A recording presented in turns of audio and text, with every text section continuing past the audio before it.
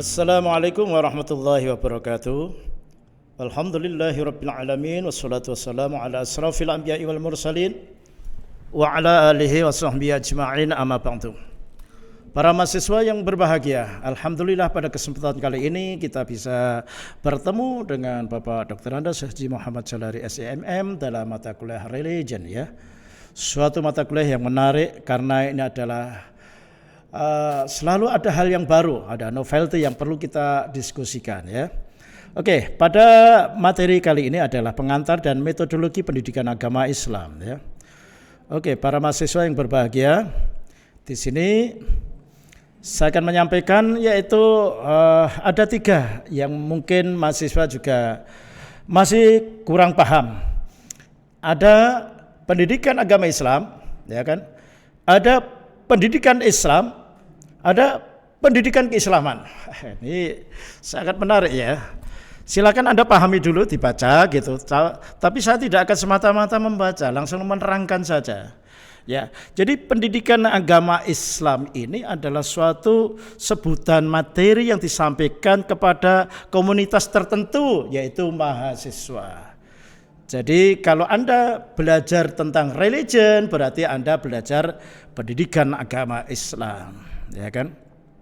Tapi kalau pendidikan Islam itu adalah komunitasnya lebih luas, siapa saja, Pak, tidak hanya mahasiswa, masyarakat umum, ya, kaum intelektual, itu namanya pendidikan Islam. Biasanya dalam satu komunitas tertentu, ya, pendidikan studi Islam, ya.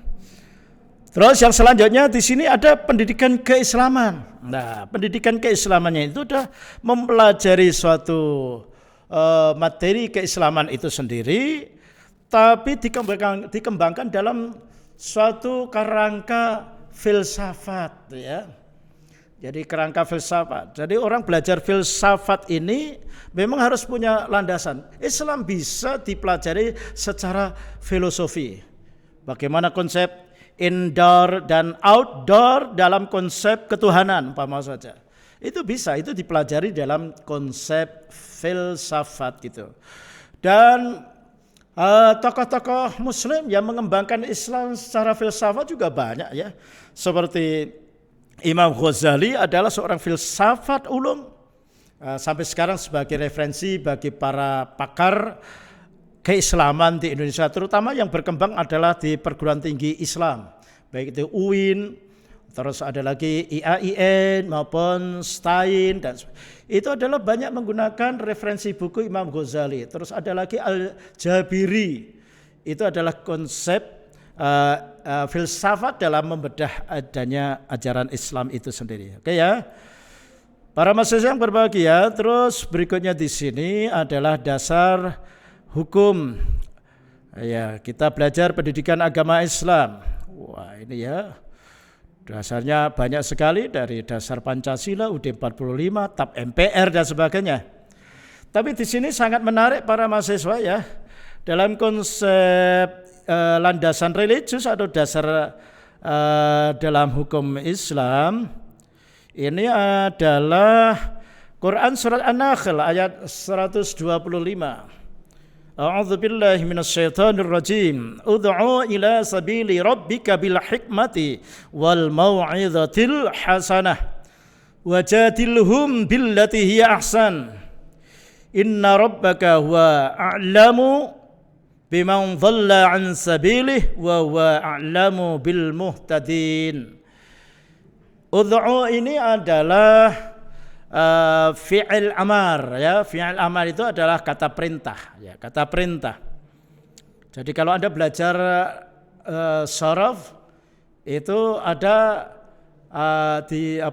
dari kata fi'il madhi, terus kata dasarnya apa dan sebagainya. Nasara yang suruh nasran wa mansaran fa huwa nasirun wa man kamansurun unsur la tansur mansurun minsarun. Nah, itu memang dikaji khusus dalam suatu kajian. Kalau hanya kita tatap muka begini, saya yakin mahasiswa ya nggak paham gitu ya. Oke, nanti kalau mau pengen belajar dengan saya di luar konteks perkuliahan, saya sangat senang sekali. Tadi saya coba waktu perkuliahan ada mahasiswa sangat antusias diskusi dengan saya, luar biasa. Sampai Pak nanti ketemu kapan? Ketemu di kampus bisa diskusi. Wah ini saya sangat salut ya. Oke, karena dia juga haus tentang ilmu agama ya. Jadi di sini adalah ut'u itu artinya adalah serulah, ajaklah ya, mengajak ila sabili rabbika, ke jalan Tuhanmu, bil hikmati itu adalah dengan bijaksana. Jadi Islam yaitu disebarkan tidak penuh bijaksana oleh Rasul. Ya, suatu contoh aja umpama saja ya, ada seorang Badui, ya bukan Badui di Indonesia, Badui pada waktu hidup pada waktu zaman Rasul, dia mau dilakukan semua, mulai dari main, mendem, madon dan sebagainya itu dilakukan semuanya. Jadi orang kampungan nggak tahu aturan, nggak tahu tata cara. Suatu ketika dia datang kepada Rasul, ya Rasul, saya tertarik dengan Islam, bagaimana saya bisa masuk Islam? Oh alhamdulillah, tahu bahwa ini orang Badui ini adalah orang yang tidak ngerti sama sekali dan orang tidak tahu aturan sama sekali.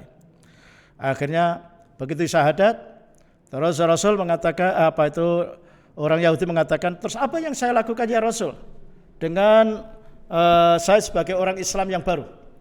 Akhirnya Nabi mengatakan, kamu jangan bohong. Nah gitu. Wah enak sekali ya jadi orang Muslim, apa-apa bisa melakukan, tapi satu tidak boleh bohong. Tapi ternyata pada waktu dia mau berbuat pekerjaan seperti biasanya, katakanlah mau mencuri, ya, terus dia muncul suatu pikiran, nanti kalau saya ditanya Rasul, bagaimana jawab saya? Kalau saya jujur, hukum Allah akan diterapkan pada saya. Orang mencuri pasti dihukum. Tapi kalau saya bohong, padahal saya disuruh jujur, akhirnya dia tidak berani melakukan perbuatan seperti biasanya. Semua malimo tidak dia tinggalkan, sehingga dia datang kepada Rasul. Sadaqta ya Rasulullah, engkau benar, yang diminta satu tapi saya tidak berkutik. Sekarang saya benar-benar menikmati menjadi seorang Muslim. Itulah kata bil hikmah Rasul kepada seorang sahabat yang baru masuk Islam. Wal mau'izatil hasanah, dengan tutur kata yang baik, ya kan? Jadi tutur kata yang baik, sehingga seorang mubalik kadang-kadang dipersilakan untuk naik ke mimbar dengan ucapan, acara berikutnya adalah mau'izah hasanah yang akan disampaikan oleh Ustadz bla bla bla. Jadi ceramahnya itu hakikatnya adalah memberikan yaitu tutur kata yang baik, yang bermanfaat, yang menyejukkan jiwa. Itu namanya wal mau'izatil hasanah. Wajadilhum billati hiya ahsan. Biwajadilhum ini kalau di sini berbantah-bantah. Kalau saya mengatakan berdiskusilah loh gitu ya. Berdiskusilah ya kan dengan argumentasi Anda. Dari diskusi itu pasti ada yaitu hal yang bermanfaat bagi Anda dan bagi orang lain. Gitu ya. Ayat ini sebagai dasar untuk mengembangkan yaitu dakwah bil Islam. Terus ada lagi, wal takum minkum ummatun yad'u ilal khair wa ya'muruna bil ma'ruf wa yanhauna 'anil munkar wa ulaika humul muflihun. Wal takum, dan hendaklah di antara kamu menjadi umat yad'una ilal khair, yaitu mengajak suatu kebaikan. Wa ya'muruna, dan memerintahkan suatu perbuatan yang ma'ruf yang baik, wa yanhauna 'anil munkar, dan mencegah suatu perbuatan yang mungkar. Katakanlah teman Anda berkelahi, terus Anda sebagai penengah, itu namanya Anda sudah menegakkan wa yanhauna 'anil munkar. Mungkin ada teman Anda tidak ketahuan oleh orang lain mengkonsumsi narkoba atau minum-minuman keras, Anda langsung memperingatkan. Paling tidak Anda melapor kepada dosen atau orang di kampus ini. Ini Anda sudah menegakkan yang namanya wa yanhauna 'anil munkar. Itu. Nah ini kalau konsep agama diterapkan dalam perilaku di kampus, wah luar biasa ini. Ya kan? Nah ini adalah dasar psikologisnya, alladzina amanu wa tatma'innu qulubuhum bi dzikrillah. Ala bi dzikrillahi tatma'innul qulub. Orang-orang yang beriman itu hatinya merasa tenang ya karena bizikrillah, karena sering ingat kepada Allah, sering zikir kepada Allah, ya kan? Ala bizikrillahi tatmainnul qulub. dan perbanyaklah zikir kepada Allah, hatimu akan tenang, jiwamu akan lapang. Nah, konsep zikir itu bisa diaplikasikan dalam bentuk macam-macam. Habis sholat kita zikir, baca istighfar, baca kalimah thayyibah, terus terakhir Allahumma antas salam wa minkas salam wa ilaika ya'udus salam wa hayna rabbana bis salam wa dahina al-jannata darus salam tabarakta rabbana wa ta'alaika ya jalali wal ikram sami'na wa ata'na ghufranaka rabbana wa ilaikal masir. Begitu. Kalau umpamanya konsep di sosial ada acara tahlilan ya dengan kematian seseorang, walaupun terjadi dan pro kontra, tapi saya mengatakan itu manfaatnya 3 in 1, yaitu bermanfaat bagi pribadi orang yang membaca dan bermanfaat bagi orang yang didoakan.